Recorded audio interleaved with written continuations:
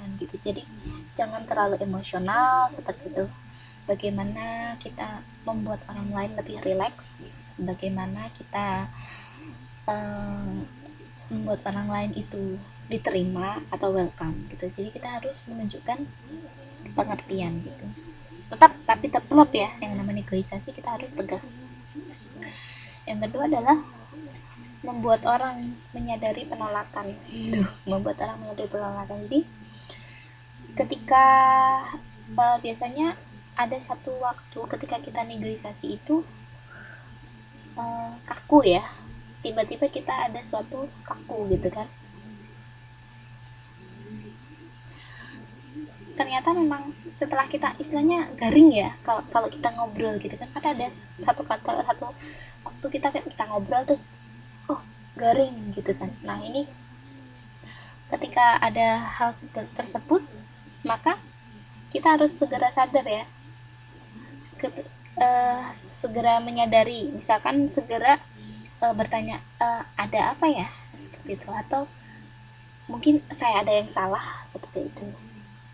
Jadi meminta respon balik gitu ya, dari pihak lawan, dari pihak orang yang kita ajak untuk bernegosiasi, ada atas benarnya gitu.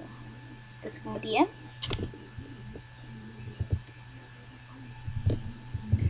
mengevaluasi keberatan secara fair gitu. Jadi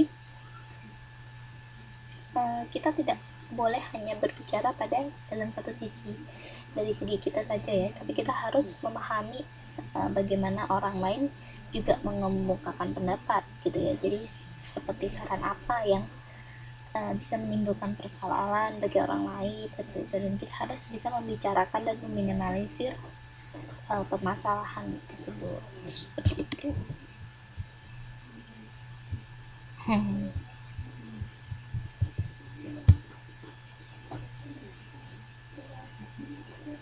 Oke, sekarang ini kita melihat di sini nih, ada karakteristik gaya negosiasi. Ada karakteristik gaya negosiasi di sini. Ini ada bargaining, ada kompromi, ada win-win. Yang tadi ya kita udah sempat bahas ya. Yang ini ada bargaining, itu adalah berorientasi untuk mengendalikan orang lain gitu kan. Kompromi itu mengakui tidak mungkin mengendalikan pihak orang lain. Terus kemudian ini win-win, itu adalah bagaimana kita berorientasi pada persoalan. Jadi kita lawannya adalah sebuah persoalan gitu. Jadi lawannya bukan orang gitu, tapi lawan kita adalah persoalan, bagaimana kita bisa memecahkan permasalahan itu gitu ya. Di bargaining itu adalah keberhasilan pihak lain dipandang sebagai kekalahan. Kita lihat ya, bargaining itu tadi adalah win lose, kalah menang gitu. Terus kemudian ini ada mengakui keterkaitan antara tujuan seseorang dan kepuasan orang lain. Terus ini ya teman-teman ya, keuntungan bersama dipandang dapat dicapai. Terus ini ada bargaining, itu adalah argumentasi mengarah kepada polarisasi gitu. Untuk kompromi sendiri, masing-masing pihak menerima posisi lawannya sekalipun dengan segan gitu. Yang tadi kompromi itu adalah lose-lose itu. Kemudian win-win solution itu adalah mencari berbagai pendekatan untuk meningkatkan peluang mencapai persetujuan.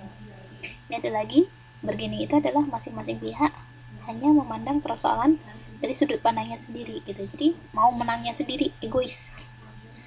Kemudian kompromi itu adalah pemahaman parsial atas posisi pihak lain.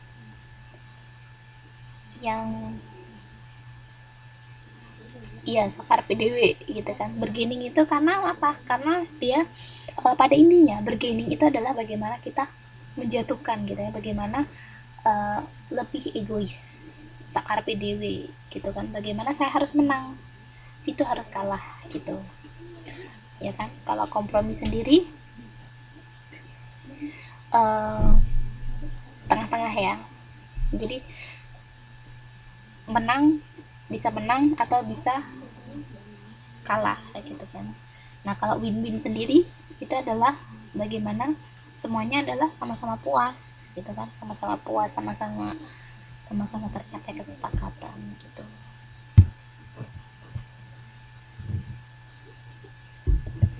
Nah, ini sekarang nih langkah-langkah. Nah, jadi pada akhirnya teman-teman masih ada semua. Saya absen lagi Mbak Zi.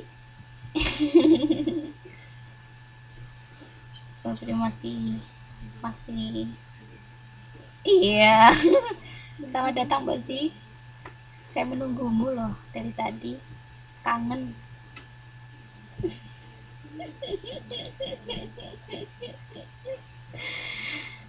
Nggak apa-apa, saya nggak apa-apa, tenang aja, kangen biasa.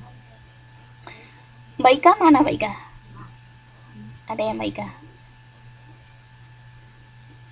Mbak Ika?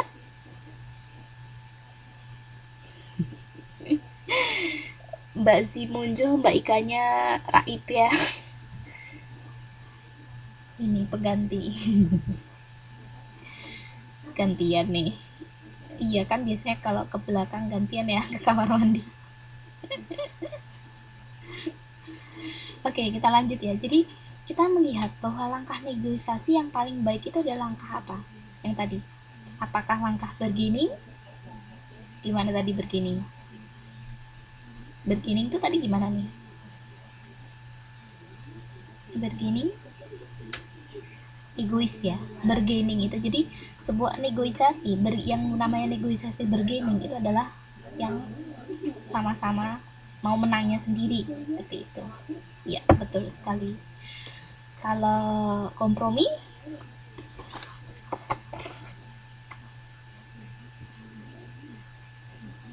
negosiasi, kompromi, ya yang tengah-tengah gitu ya. Nah, yang paling bagus adalah ketika dua belah pihak itu mencapai sama-sama puas gitu kan ya. Ketika dua belah pihak itu sama-sama puas, sama-sama sepakat, itu namanya adalah langkah negosiasi menang-menang atau namanya win-win. Kita bisa sering ya dengar, kita sering dengar win-win solution seperti itu kan ya. Jadi kita akan mengurai lebih lanjut tentang langkah negosiasi menang-menang itu seperti apa. Menang-menang gitu kan. Jadi langkah-langkah negosiasi menang-menang itu adalah satu, dia mengidentifikasikan kebutuhan kedua belah pihak. Ini yang paling penting adalah ya kedua. Jadi tidak ada salah satu atau dua-duanya salah atau dua-duanya kalah, tidak, tapi dua belah pihak gitu. Jadi untuk mencapai kesepakatan bersama ya. Kemudian yang kedua adalah urun rembuk. Bahasanya lucu banget sih. Urun rembuk atau menyusun kemungkinan penyelesaian. Jadi dicari setiap celah-celah yang kemungkinan adanya penyelesaian yang bisa memuaskan dua belah pihak. Yang ketiga adalah maaf ya, ini kurang satu teman sekalian. Setelah urun rembuk itu ada evaluasi alternatif penyelesaian. Jadi ketika sudah memutuskan penyelesaian mana yang dijanjikan gitu kan, jadi kita harus tetap mengevaluasi gitu kan, apakah satu pihak itu merasa terpuaskan oleh penyelesaian tersebut. Jadi setelah ini ada 5 ya, identifikasi kebutuhan dua belah pihak, urun rembuk, kemudian evaluasi alternatif penyelesaian. Yang kelima itu ada yang keempat itu ada implementasi penyelesaian. Jadi setelah rencana dipilih baik, kemudian kita memahami dua belah pihak itu kan, jadi kita harus memberikan peluang kepada masing-masing pihak untuk mencoba untuk mengaplikasikan gitu. Kemudian yang terakhir adalah untuk tindak lanjut penyelesaian. Jadi setelah tercapai sebuah kesepakatan gitu kan, kita membutuhkan revisi gitu ya. Setelah kita melakukan evaluasi, kita tahu apa yang salah, apa yang benar, jadi kita melakukan penyesuaian, penyempurnaan gitu. Oke, Alma semuanya. Nah, lanjut